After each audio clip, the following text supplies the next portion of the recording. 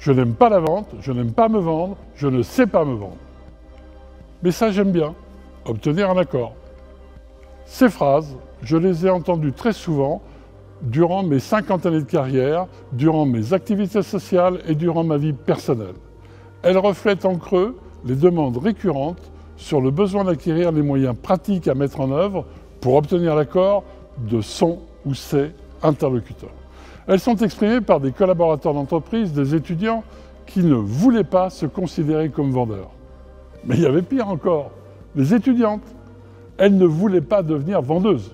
Alors j'ai créé et développé une conception de l'obtention de l'accord. L'obtenance en tant que nouveau paradigme des méthodes, des techniques de vente et de négociation permet une compréhension simplifiée et des applications des démarches liées à l'obtention de l'accord. Nous avons tous besoin à chaque instant d'obtenir l'accord de nos interlocuteurs dans différentes situations, sociales, professionnelles, familiales, voire intimes. De facto, nous sommes dans la position du vendeur. Cette situation développe instantanément des réflexes de blocage.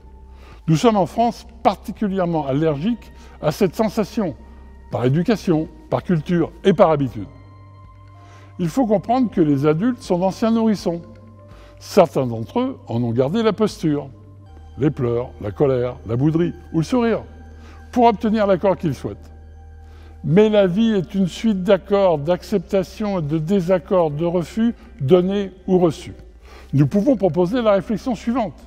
Le refus de l'interlocuteur, c'est quand la demande ne correspond pas à son système de valeurs, que son territoire n'est pas respecté et que son effort pour accepter est impossible. L'obtenance, c'est le contraire. L'obtenance, c'est quand la demande correspond au système de valeurs, que le territoire est respecté et que l'effort pour accepter est possible pour l'interlocuteur.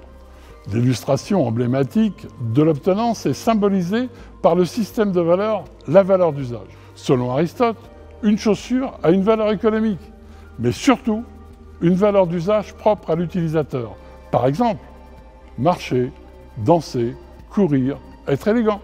Par exemple, pour choisir une perceuse, le bricoleur se décide pour les trous et non pour la perceuse elle-même. Un autre exemple.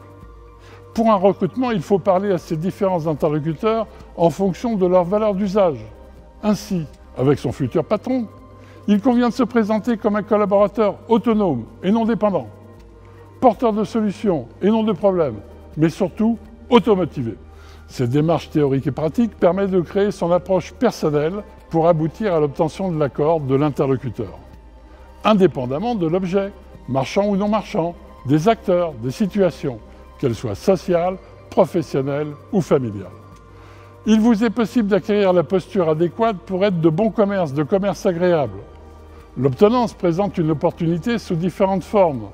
Un ouvrage, des stages, des cours, des fiches, aide-mémoire. Pour traiter le paradoxe, je n'aime pas la vente, mais ça j'aime bien, obtenir un accord. Merci, à bientôt.